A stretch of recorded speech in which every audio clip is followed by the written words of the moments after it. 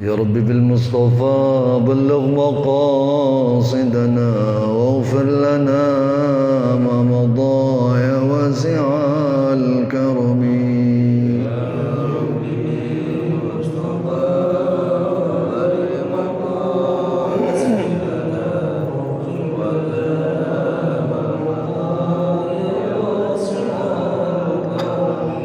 يا أكرم الخلق ما لمن ألوذ به سواك عند حلول الحادث العميم.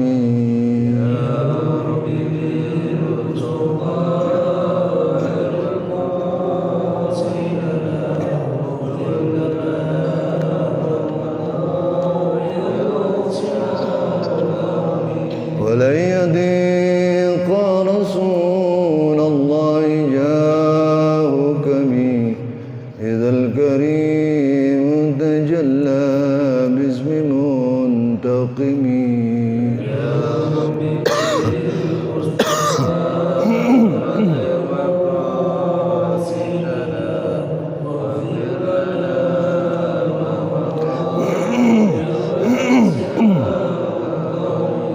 محمد سيد الكونين والثقلين والفريقين من عرب ومن عجم.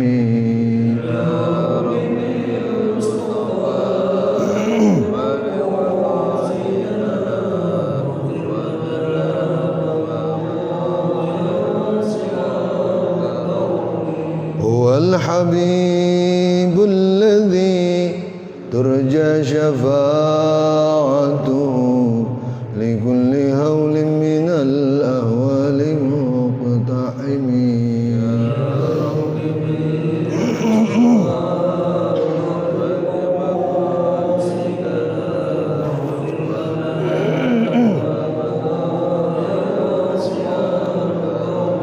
لعل رحمة ربي حين يقسمها تأتي على أسب من الإحسان والقسم.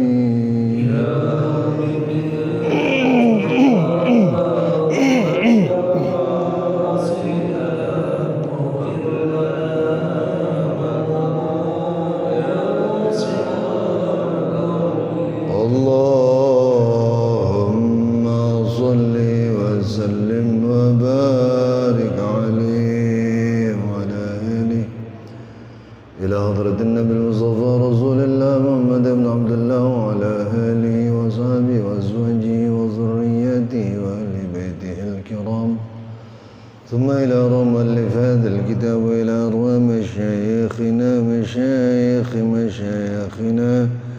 وإلى أرواح من أحسن إلينا ومن أوصانا بالدعاء ومن ليس له سائر لنا ولأحبابنا شيء لله لهم الفاتحة. أعوذ بالله من الشيطان الرجيم. بسم الله الرحمن الرحيم. الحمد لله رب العالمين الرحمن الرحيم مالك يوم الدين. إياك نعبد وإياك نستعين. اهدنا الصراط المستقيم صراط الذين أنعمت عليهم غير المغضوب عليهم ولا الضالين. رب اغفر لنا ولوالدينا آمين. بسم الله الرحمن الرحيم. الحمد لله رب العالمين والصلاة والسلام على أشرف الأنبياء والمرسلين وعلى آله وأصحابه أجمعين. وبسندنا المتصل للمؤلف رحمه الله ودام النفع به وببركات علومه وبنا وبكم في الدارين آمين. رضي الله عني وعنكم. قال تعالى في محكم تنزيله: أعوذ بالله من الشيطان الرجيم. بسم الله الرحمن الرحيم. إن الدين عند الله الإسلام وما اختلف الذين أوتوا الكتاب إلا من بعد ما جاءهم العلم بغيا بينهم ومن يكفر بآيات الله فإن الله سريع الحساب. وقال في آية أخرى أعوذ بالله من الشيطان الرجيم بسم الله الرحمن الرحيم يا أيها الذين آمنوا ادخلوا في السلم كافة ولا تتبعوا خطوات الشيطان إنه لكم عدو مبين. صدق الله وصدق رسول الله صلى الله عليه وآله وسلم. حضرات الأساتذة الأجلاء والحاضرين والحاضرات الأحبة, mari sama-sama kita panjatkan puji dan syukur kehadirat Allah Subhanahu wa taala, Zat yang telah menganugerahkan dan melimpahkan begitu banyak karunia dan nikmat-Nya kepada kita semua, terutama karunia dan nikmat-Nya berupa iman dan Islam serta sihah dan afiat. Dan tentu saja berkat terpadunya beberapa nikmat tadi, maka dengan mudah, dengan ringan kita dapat melangkahkan kaki, mengayunkan tangan menuju tempat penuh mubarakah ini dalam rangka menunaikan tugas suci kita, yaitu talabul ilm. Salawat beriring salam tak lupa kita haturkan keharibaan junjungan kita Nabi besar Muhammad sallallahu alaihi wasallam, sesosok profil pemimpin yang telah berhasil mengevakuasi umat manusia dari alam yang penuh dengan kebodohan, syarat dengan kejahilan menuju alam yang penuh ma'rifah dan arifan di sekarang ini. Hadirin, kajian kita pagi ini masih sekitar Kitabul Azkar wa Da'awat. Kita sudah sampai pada Fadilatus Salah ala Nabi sallallahu alaihi wasallam wa fadluh.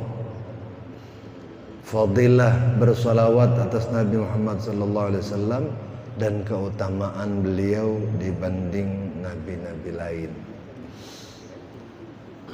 Tetapi berhubung hari ini kita berada pada penghujung tahun, maka edisi ini adalah edisi spesial. Kita barangkali tidak akan membaca kitab secara keseluruhan pada pagi ini, tapi saya ingin kita bermuhasabah. Saya ingin kita bercermin pada diri kita sendiri. Kata para ulama, hal yang paling bagus, yang paling baik untuk dilakukan di akhir tahun adalah melakukan evaluasi terhadap kinerja kita setahun lalu. Bagaimana kualitas dan kuantitas ibadah kita kepada Allah Subhanahu wa taala, dan kemudian bagaimana kita membuat perencanaan di tahun depan untuk lebih meningkatkan kualitas keimanan dan keislaman kita, membangun komunikasi kepada Allah Subhanahu wa taala agar kelak jauh lebih baik dan lebih baik dari tahun-tahun sebelumnya. Karena kita ingat sebuah prinsip yang diajarkan oleh para ulama dari lisan para anbiya, dari lisan Nabi kita Nabi Muhammad sallallahu alaihi wasallam. Barang siapa yang hari ininya sama dengan hari kemarin, maka dia termasuk orang yang merugi. Tetapi barang siapa yang hari ininya lebih baik dari hari kemarin, dia termasuk orang yang beruntung. Dan lebih merugi lagi adalah orang yang hari ininya lebih buruk dari hari kemarin. Tentu secara kalkulasi kita ingin menjadi orang yang beruntung. Ada biasanya setiap aksi yang kita lakukan, yang kita kejar adalah keuntungan gitu ya Pak Haji. Kalau ada orang dagang, yang dicari apa? Ada nggak orang dagang nyari rugi? Nggak ada. Dan biasanya kalau sudah cari keuntungan, kita kepengennya banyak, bahkan lebih banyak dan lebih banyak. Namun sebelum masing-masing kita melihat apa yang sudah kita lakukan, saya ingin kita ingat kembali apa yang Allah firmankan dalam Al-Quran, dalam surat Al-Imran ayat 19.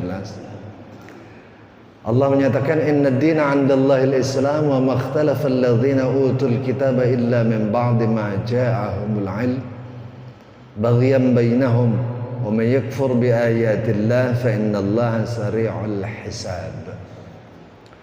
Sesungguhnya agama yang diridhai di sisi Allah Subhanahu wa taala hanya agama Islam.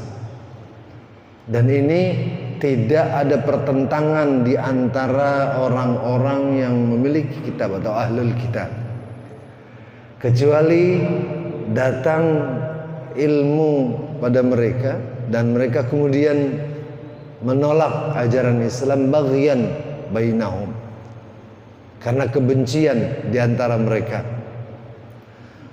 Wa may yakfur bi ayatillah fa innallaha sari'ul hisab. Barang siapa yang mengingkari tanda-tanda kebesaran Allah Subhanahu wa taala, maka sesungguhnya Allah adalah zat yang maha cepat hisabnya. Islam itu sendiri diambil dari kata aslama yuslimu islaman. Saya kira kita masih hafal artinya, kita masih faham apa yang dimaksud. Aslama yuslimu artinya apa? Menyerah. Artinya menyerah, pasrah, memasrahkan diri kita kepada Allah Subhanahu wa taala, karena kita sadar bahwa kita dan apa yang melekat pada diri kita adalah milik Allah Subhanahu wa taala. Harusnya kesadaran ini terus terbangun dalam kehidupan kita, sehingga dengan kesadaran ini kita punya pemahaman bahwa kalaupun Allah berikan anugerah buat kita berupa tahta, harta, dan seterusnya, sifatnya hanya titipan dari Allah Subhanahu wa taala. Dan ketika ini titipan yang pada hakikatnya adalah milik Allah, kapan saja, di mana saja, dan dalam keadaan apa saja Allah ambil, boleh nggak? Boleh. Cuma kadang-kadang dalam perjalanan kehidupan kita terlalu overconfidence, terlalu percaya diri, sehingga muncul dalam hati kita apa yang kita punya, apa yang kita miliki, apa yang diberikan oleh Allah Subhanahu wa taala, kita anggap sebagai milik kita. Bahayanya ketika kita menganggap apa yang ada pada diri kita adalah milik kita, muncul rasa sayang yang berlebihan. Belum lagi kalau yang kita maksud adalah urusan dunia. Padahal salah satu yang dikhawatirkan oleh Rasulullah SAW terjadi pada umatnya adalah wahan. Apa itu wahan? Hubbud dunya wa karahiyatul maut. Sangat cinta terhadap dunia dan takut pada kematian. Benar apa enggak ini ucapan Rasulullah? Kalau Rasulullah bilang kita senang dunia, coba kita lihat diri kita. Kita senang dunia apa enggak? Ngukurnya bagaimana? Gampang ngukurnya.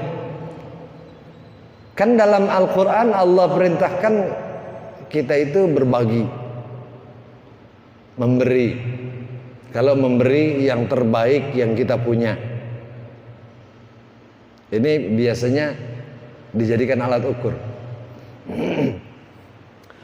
Coba kita lihat saat kita memberi karena perintah, bukan karena kesadaran, maka apa yang kita berikan pada orang lain yang terbaik, apa yang udah kita nggak butuhkan? Nggak ada yang jawab, Pak Ji. Ini menunjukkan bahwa kecintaan kita terhadap dunia masih sangat besar. Buktinya ketika disuruh berbagi, kita kasih orang yang paling jelek yang kita miliki. Pakaian. Berani gak kita ngasih pakaian kita yang paling baru buat orang lain? Berani? Enggak. Duit. Berani gak kita ngasih duit kita yang paling gede nilainya buat orang lain? Enggak. Bahkan sering jadi selorohan di antara para mubalighin. Ngukurnya gampang. Kalau sholat Jumat, hari Jumat, lihat isi loket. Kalau ada orang punya duit 222.000 di kantongnya, kira-kira yang masuk loket yang mana? Yang ratusan? Enggak, yang 20-an juga enggak. Paling-paling yang masuk loket yang 2000-an.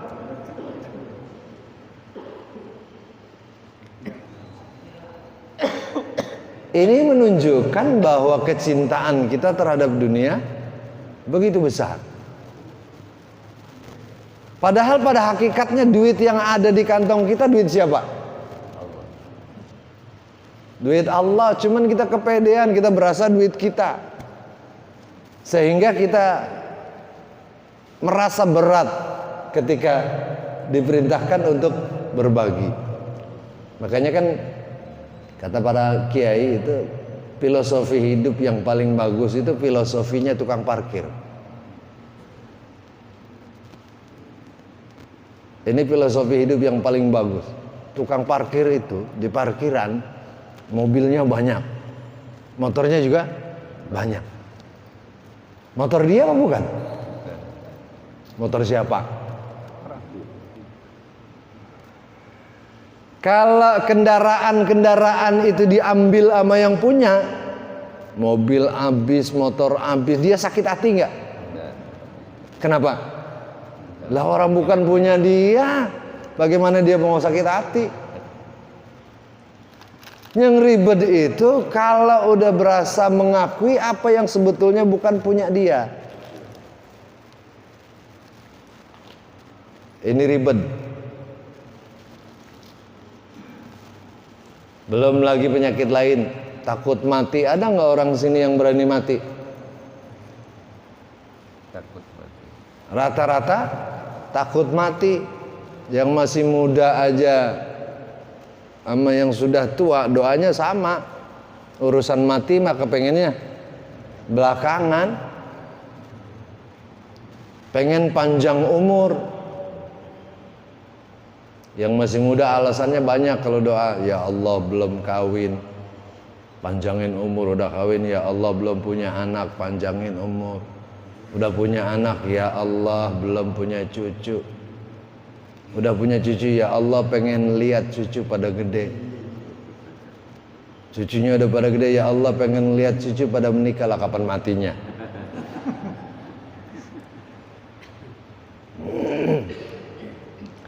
Urusan rezeki, ada nggak minta yang dikit aja? Ya Allah rezeki jangan banyak-banyak ya Allah. Kalau banyak ribet dikejar-kejar KPK. Ada yang doanya kayak gitu? Nggak ada. Masing-masing kalau urusan rezeki kepengennya yang paling banyak, bahkan kalau bisa dijadiin yang paling kaya di kampung ini. Ya Allah, jadikan saya orang paling kaya di kampung ini ya Allah, yang lain biar ngontrak semua sama saya ya Allah. Ini kan doa songong namanya.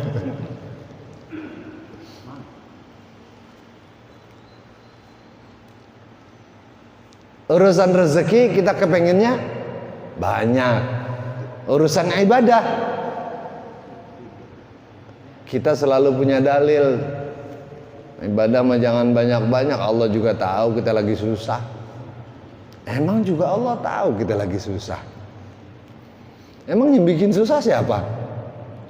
Kan kita sendiri.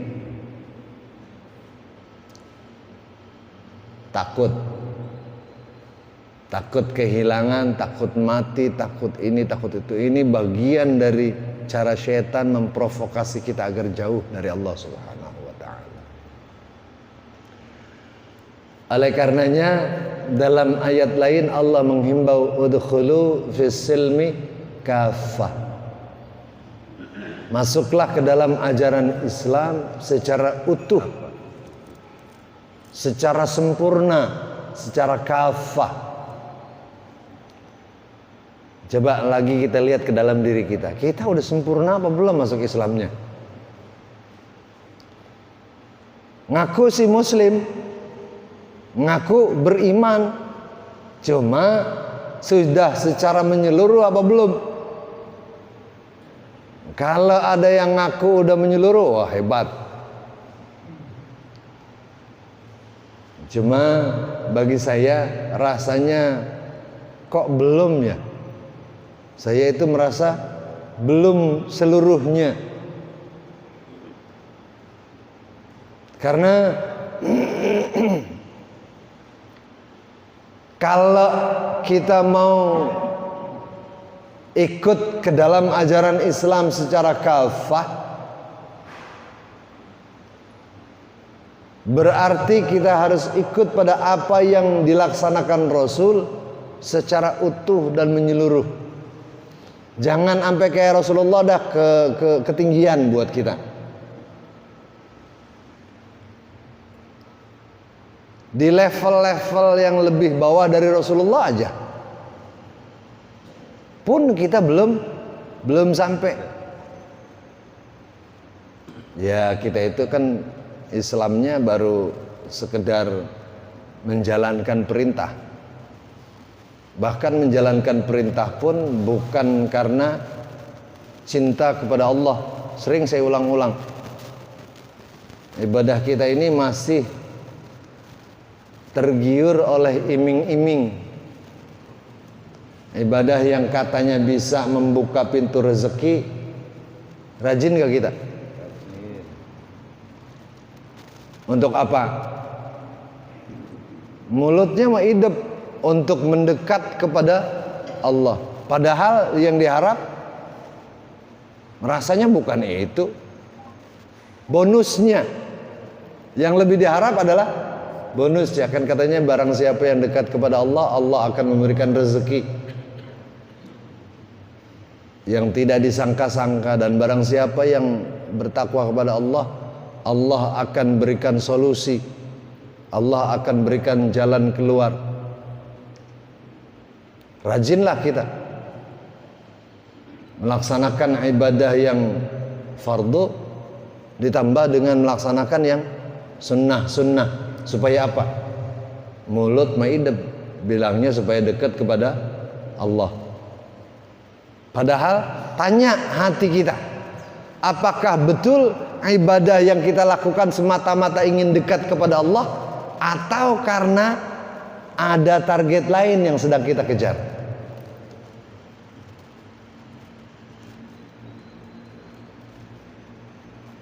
Kalau dari segi ini saja rasanya masih jauh buat kita. Karena ibadah kita masih belum semata-mata karena Allah. Padahal Rasulullah memberikan contoh buat kita. Beliau yang sudah digaransi Allah Subhanahu wa taala semasa hidupnya, Allah ampuni dosa-dosanya, baik yang sudah maupun yang belum. Rajin ibadahnya masih luar biasa. Puasanya rajin, salatnya rajin, istighfar zikirnya rajin. Sedangkan kita yang tidak dapat jaminan dari siapapun, rajin mana kita sama Rasulullah? Nggak ada apa-apanya kita. Berarti kita lebih hebat dari Rasulullah. Hebat apanya? Hebat sombongnya.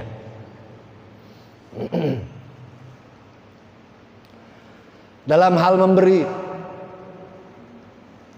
Rasulullah pernah memberikan stok makanan yang tinggal itu-itunya buat orang lain yang membutuhkan. Kalau dalam kondisi seperti itu, kita berani nggak berbagi? Seperti halnya dicontohkan Rasulullah. Punya duit, Pak Haji, tinggal 50 ribunya. Ada orang datang, ngaku belum makan.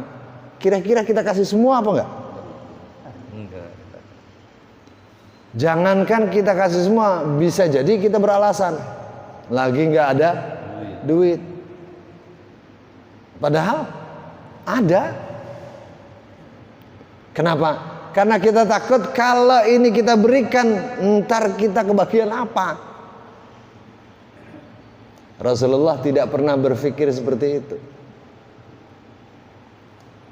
Karena beliau mengajarkan pada umatnya, ma naqasat malun min sadaqah. Harta yang diinfakkan, harta yang diberikan pada orang lain itu tidak akan pernah berkurang. Bahkan dalam sebuah riwayat lain ada terusannya, bal yazdad wa yazdad wa yazdad. Akan bertambah, bertambah dan bertambah. Ngamalin hadis ini aja juga kita belum bisa. Ada nggak yang udah bisa kayak gini? Punya duit 20 juta di rumah, dibawa ke masjid semua, diserahkan DKM. Karena dia yakin kalau ngasih 20 juta besok akan dapat 20 miliar misalnya. Ada nggak yang kayak gitu? Masalahnya belum pernah kebukti kan gitu dalil kita. Belum pernah kebukti, yang ada juga kalau dikasih semua ya habis pisan udah. Ini nggak bener apanya? Pemahaman kita atau keyakinan kita yang nggak bener? Yang nggak bener adalah keyakinan kita. Harusnya yakin 100% bahwa apa yang disampaikan oleh Rasulullah sumbernya Allah Subhanahu wa taala. Allah nggak pernah bohong. Allah nggak pernah ingkar janji. Beda sama kita. Kalau kita kan janji sering diingkari, ngomong juga masih sering bohong. Kalau dititipin amanah juga masih nggak jujur. Ini kan kata Rasulullah, kalau ada orang punya sifat kayak begini, berarti dia munafik sejati. Karena tiga-tiganya dia punya.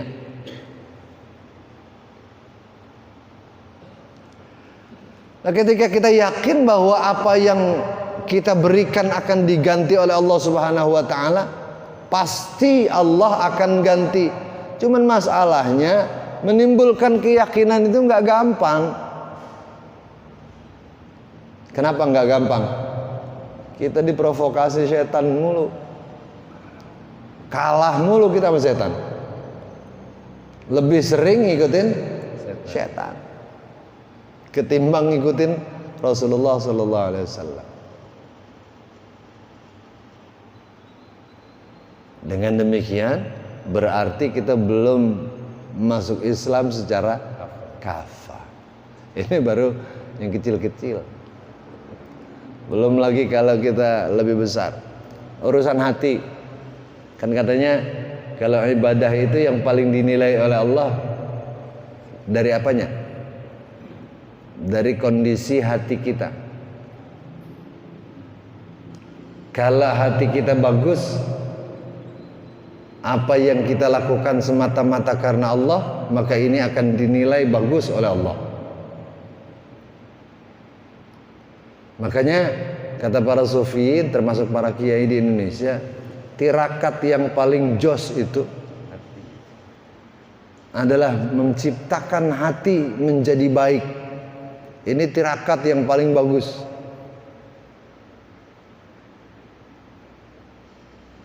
Dan ternyata ini disampaikan oleh kubara as-sufiyin, pentolan-pentolan sufi, pentolan-pentolan para wali, diantaranya Abdul Qadir Al-Jilani menyatakan, saya itu bisa usul kepada Allah bukan karena wirid, bukan karena zikir, bukan karena sholat, bukan karena ibadah apapun, tetapi aku bisa sampai kepada Allah Subhanahu wa ta'ala karena hatiku yang selamat. Nah, ini kita ngomongin soal hati kita udah selamat apa belum? Ini yang sering kali dibahas dalam kitab Ihya ini. Penyelamatan terhadap hati sebetulnya tidak terlalu susah teorinya. Cuman prakteknya demikian rumit, demikian sulit. Berat karena kita sering kali ikut pada bisikan-bisikan yang enggak menyembuhkan hati kita. Karena banyak penyakit yang bersarang di dalamnya. Hasad.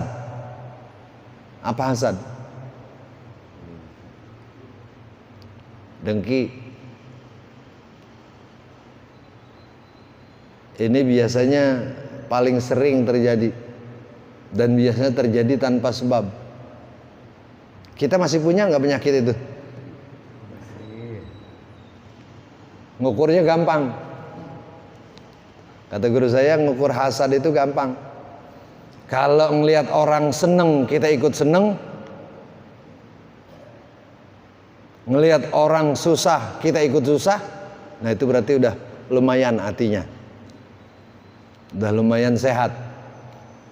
Yang ribet itu yang sering terjadi, kita kalau ngelihat orang seneng, kita jadi susah.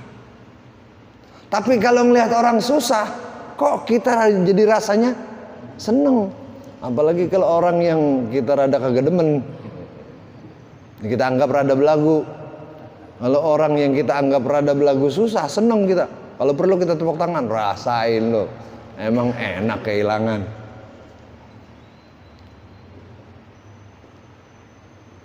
Padahal nggak jelas juga sebab kebencian kita pada orang itu apa.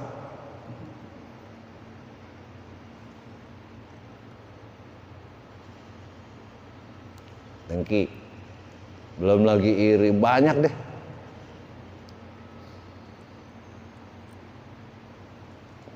Kadang kita punya sifat yang seharusnya enggak kita perlihatkan. Orang seneng ibadah bagus nggak?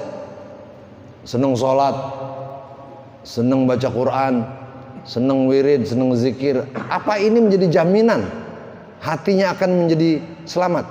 Enggak. Bahkan kadang-kadang bahayanya kalau dilakukan bukan karena kesadaran dan bukan karena keikhlasan.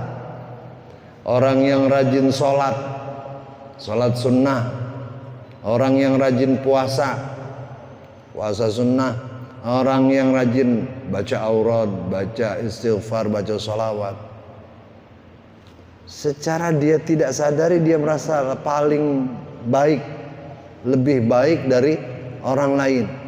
Sehingga kalau sifat ini dibiarkan akan menjelma menjadi kesombongan. Merasa sholat sunnahnya udah banyak, merasa zikirnya udah banyak, merasa wiridnya udah banyak, Tiap ketemu orang, dia mah nggak ada apa-apanya sama gua.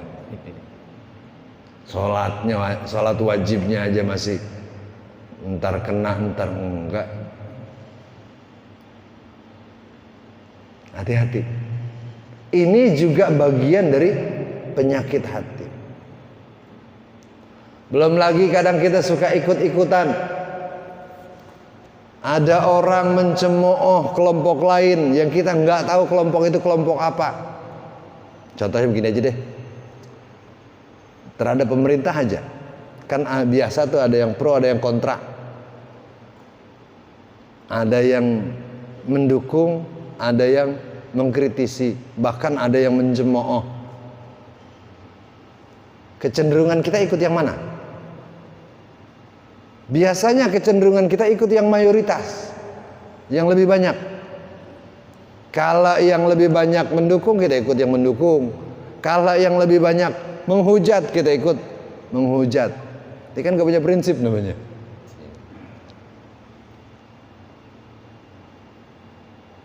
Padahal kita nggak tahu persis duduk permasalahannya.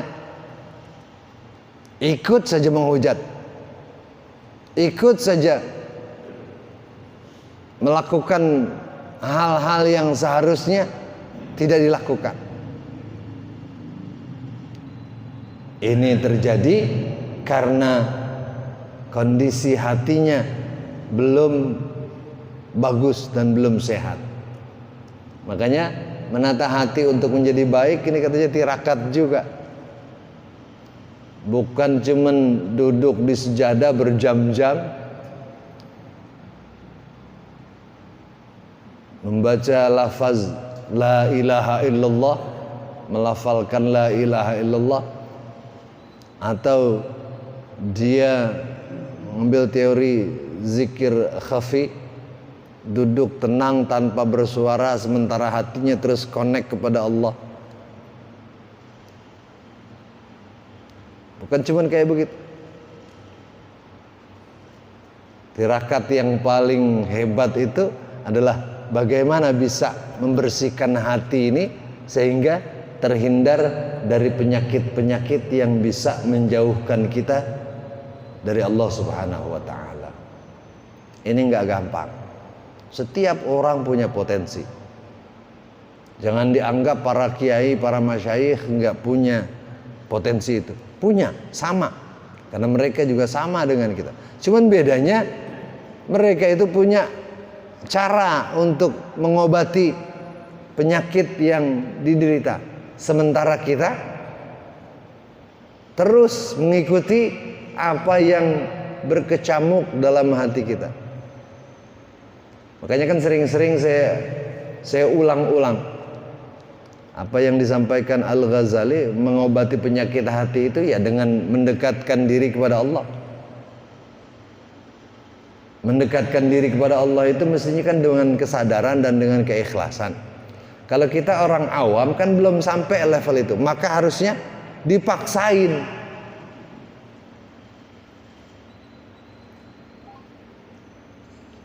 Saya ingat guru saya waktu nyantren dulu, doa yang paling bagus untuk dilaksanakan, apalagi dalam hal belajar dan ibadah, Allahumma paksain. Ngapain aja kan buat kita kalau nggak dipaksain berat.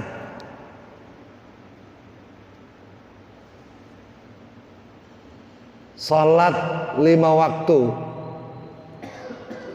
itu kan kita udah lewat babnya, udah jauh.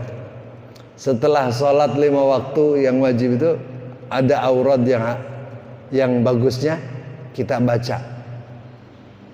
Dan bahkan kita punya waktu untuk membacanya. Pertanyaannya udah kita laksanakan apa belum?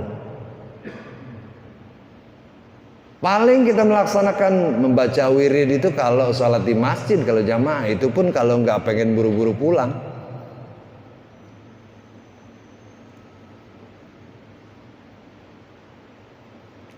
Padahal kita punya waktu. Kita tidak punya alasan untuk mengerjakan apapun yang penting. Tetapi yang namanya ibadah itu kan nggak ada yang menyenangkan. Ada nggak orang yang bilang saya hobi sholat, Ada yang bilang kayak gitu. Saya hobi zakat, saya hobi puasa. Kalau ada orang yang bilang begitu, saya nggak yakin itu keluar dari hatinya. Bisa jadi cuman mulutnya doang.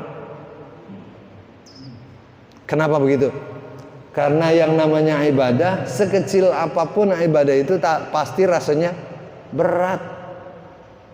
Oleh karenanya harus dipaksakan.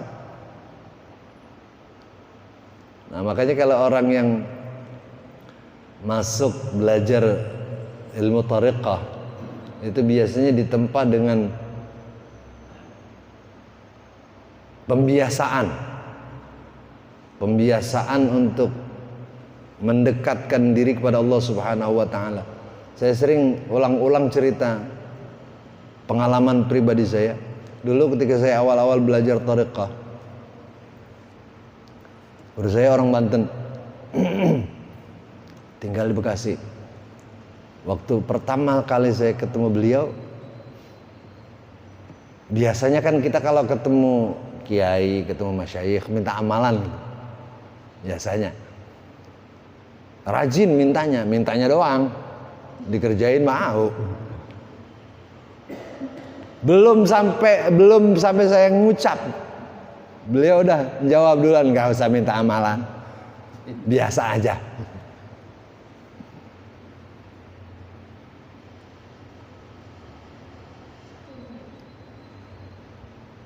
Kalaupun mau mengerjakan amalan, jangan yang panjang-panjang, yang pendek aja. Yang penting dilatih dulu betah duduk lama-lama. Saya ingat waktu itu saya sudah baca Ya Latif. Awali dulu dengan Allahu latifun bi'ibadihi yarzuqu man yasha wa huwal qawiyul aziz. Terus baca Ya Latif. Cuman saya salah pakai nanya berapa, Pak Haji. Guru saya itu kalau ditanya berapa seneng banget dia. Saya tanya berapa kali, Kiai? Nah, gue demen nih pertanyaan begini. Jangan banyak-banyak, Ji. 24.000 aja.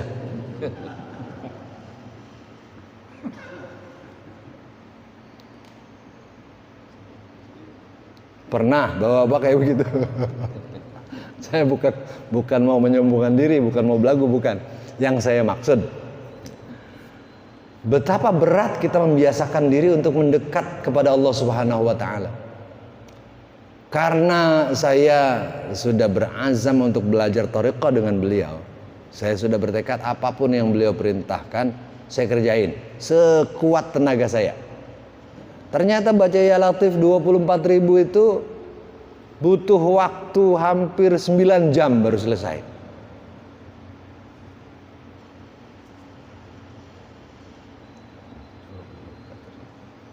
Ya Latif, Ya Latif, Ya Latif, Ya Latif 24.000. Padahal kita kan punya kegiatan, punya tugas, punya kegiatan sehari-hari. Besok malamnya saya balik lagi, saya komplain, Kiai keberatan kalau begini. Saya kagak bisa ngapa-ngapain, cuma Ya Latif doang. Lunya aja geblek gitu.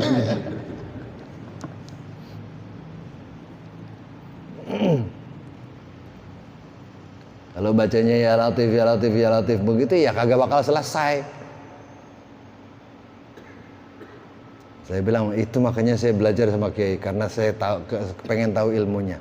Yang penting nih hati, kata beliau. Hati kita connect kepada Allah. Mulut sih nggak jadi ukuran. Yang jadi ukuran tuh hati. Udah sejak saat itu saya baca Ya Latif nggak pakai pegang tasbih. Asal udah capek, saya yakin aja udah 24.000 udah capek. Meskipun nggak bener juga sebetulnya. Kenapa? Karena yang maksud adalah bagaimana kita merasa tenang ketika kita mendekat kepada Allah, yang dalam bahasa Sufiyin disebut dengan al-uns billah, nyaman. Kita udah ketemu belum kondisi kayak begitu? Duduk berlama-lama pegang tasbih sambil ya curhat kepada Allah, rasanya tenang, nyaman. Udah sampai belum kondisi itu kita? Belum. Kita sembahyang aja masih terburu-buru. Apalagi ibu-ibu. Allah itu kalah sama jemuran kalau sama ibu-ibu. Kenapa kalah sama jemuran? Lagi takbir Allahu Akbar, tiba-tiba hujan. Ya hujan. Ragu di dalam hatinya dia, sembahyang berjemuran. Ujung-ujungnya ambil jalan pintas, jemuran aja dah, sembahyang mah gampang, ntar masih ada waktu. Jemuran kan kalau udah basah ngeringinnya lama lagi.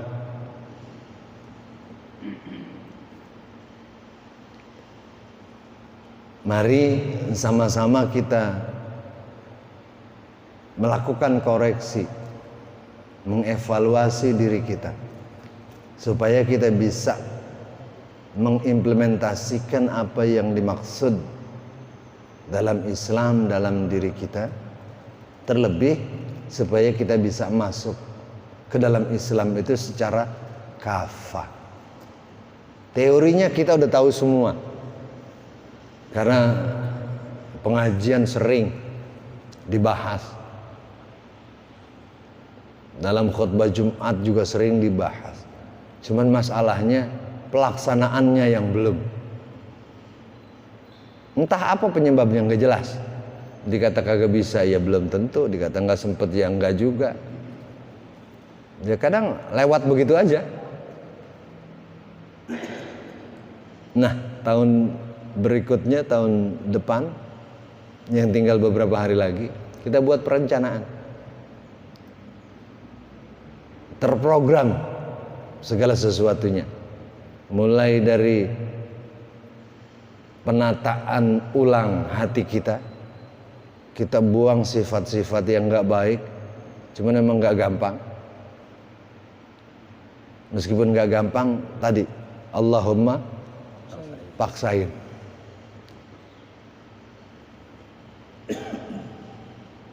Supaya di tahun depan kualitas keimanan dan keislaman kita jauh lebih baik. Enggak lagi ikut-ikutan kalau enggak tahu ilmunya,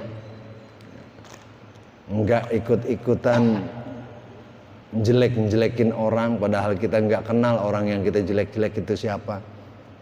Mungkin kalau kita kenal mah enggak perlu dijelek-jelekin juga, emang udah jelek.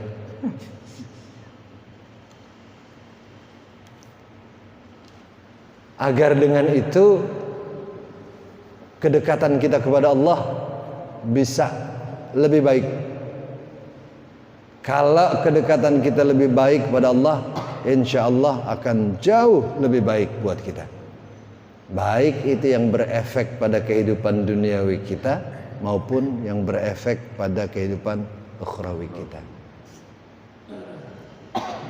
Ini insya Allah bisa kita laksanakan, insya Allah bisa kita capai kalau kita berazam dan menyengajakan diri untuk melakukan hal-hal tersebut.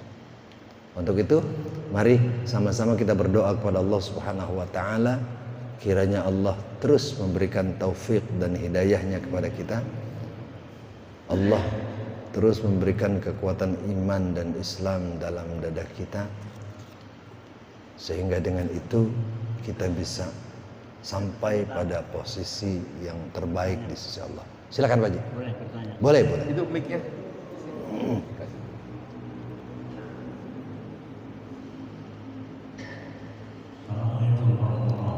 Waalaikumsalam warahmatullahi wabarakatuh. Bahwa yang ada di dunia ini adalah ciptaan Allah, Allah. Biasanya Al-Quran itu hamba Allah bukan termasuk. Ya, Al-Quran hamba Allah apa bukan? Di kalangan para mutakallimin ada perdebatan. Kalau yang ada di tangan kita kayak Al-Quran yang ditulis itu kalam Allah apa bukan? Jawaban kita apa? Kalam Allah. Sementara kelompok lain menyatakan kalam Allah yang benar itu yang ada di Lauhil mahfuz yang ada di dunia, di bumi, itu kopiannya. Kalau kopian nggak masuk ke dalam kelompok kalam Allah, ini sekelompok orang menyatakan demikian. Tetapi bagi kita, kelompok ahlu sunnah yang ikut dengan pendapat Imam Asy'ari dan Al-Maturidi, bahwa Al-Quran ini masuk, Al-Quran yang ditulis, dicetak di dunia, di kehidupan kita, masuk dalam kelompok kalam Allah yang qadim, yang artinya kalau kita mau komunikasi kepada Allah, berkomunikasi dengan Al-Quran, ini at least kita berkomunikasi kepada Allah, karena ini adalah ucapan Allah.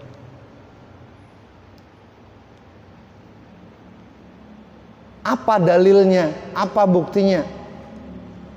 Dalam Al-Quran ada kalimat yang menyatakan la yamassuhu illal mutahharun. Al-Quran ini nggak boleh disentuh kecuali dalam keadaan suci. Karena khitabnya manusia, khitabnya adalah kita, dan hidup kita ada di bumi ini.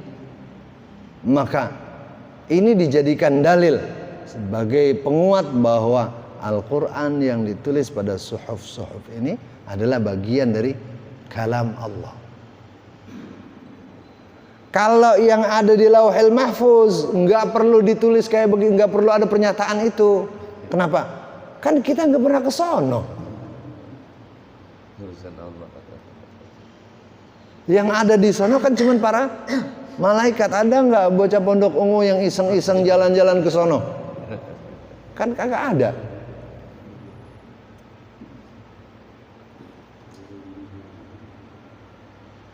Oleh karenanya kita berkeyakinan bahwa Al-Quran adalah kalam atau ucapan dari Allah Subhanahu wa ta'ala. Makhluk apa bukan? Gitu ya. Hamba apa bukan? Kalau Al-Qur'annya secara fisik itu barang apa bukan barang? Barang. Sama aja nilainya dengan barang-barang lain, cuman kertas doang. Secara fisik ya. Tetapi secara maknawi, apa yang sudah ditulis di dalamnya kalam Allah, karena Allah adalah zat yang maha mulia, maha agung, maka barang yang tadinya nggak bernilai menjadi punya nilai keagungan. Kertas yang sudah dituliskan kalimat-kalimat Allah, ayat-ayat Al-Quran, dia menjadi mulia. Buktinya nggak boleh disentuh kalau bukan dalam keadaan suci. Padahal sebelum ditulis ayat Al-Quran di situ, kertas itu boleh nggak kita sentuh dalam keadaan itu? Jangankan cuma kita sentuh, kita injek-injek juga agak apa-apa. Emang kenapa? Tetapi dia menjadi terbawa mulia karena ada sesuatu yang mulia di situ. Dan kalau dilihat dari maknanya secara filosofi, kalam Allah itu masuk dalam sesuatu yang qadim, yang melekat pada diri Allah, yang melekat pada diri Allah. Kalau saya bilang melekat pada diri Allah, jangan kemudian dihayalkan Allah tuh kayak apa ya, dirinya kayak apa, jangan dihayalkan begitu. Jadi nanti kita kacau. Ini mah biar gampang dicerna aja. Yang melekat pada Allah itu bukan makhluk. Karena Allah bukan makhluk. Nah, makanya pertanyaan kayak begini kalau ditanyakan, diberikan jawaban panjang lebar buat orang awam, jadi bikin pusing. Maksudnya apa sih? Ntar makhluk, ntar bukan makhluk.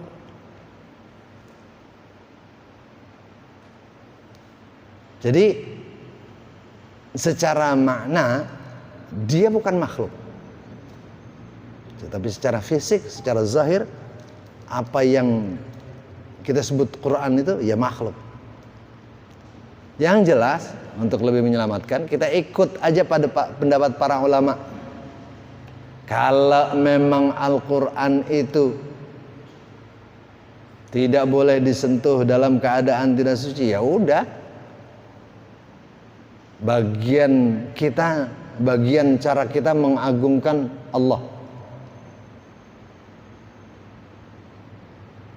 Kalau memang Al-Quran itu kalamullah Al-Qadim, sudah kita yakini saja kalamullah Al-Qadim. Jangan ngikut mikir-mikir ini maksudnya qadim dari mana. Jangan ikut-ikut ke arah itu, karena itu bukan ranah kita. Kenapa saya bilang bukan ranah kita? Takutnya ntar kesasar. Kayak orang jalan maka gak tahu jalan, sejalan-jalannya. Bukan nyampe malah kagak pernah nyampe, ntar pulang aja kagak tahu, bingung. Gitu, Haji. Jadi diyakini aja kalam Allah itu adalah qadim. Al-Quran secara fisik ya boleh saja kita bilang makhluk, tetapi karena di situ ada ucapan Allah, maka kita harus memuliakan apa yang masuk dalam kategori kalam Allah tadi. Gitu. Tuh, kan sering saya bilang kalau ngaji jangan pakai nanya. Kalau nanya jadi lama. Masih ada yang mau nanya lagi? Ayo silakan. Ayo silakan Haji. Bismillahirrahmanirrahim. Assalamualaikum warahmatullahi wabarakatuh. Waalaikumsalam. Apa yang tadi kita dengar yang disampaikan oleh guru kita, bagaimana makna kita mendekatkan diri kepada Allah, makna bahwa hidup ini adalah milik Allah, harta semuanya itu milik Allah. Di dalam kehidupan kita ada sesuatu yang kita bersifat sosial, sesuatu yang memang Allah menciptakan kita untuk saling mengenal satu sama lain.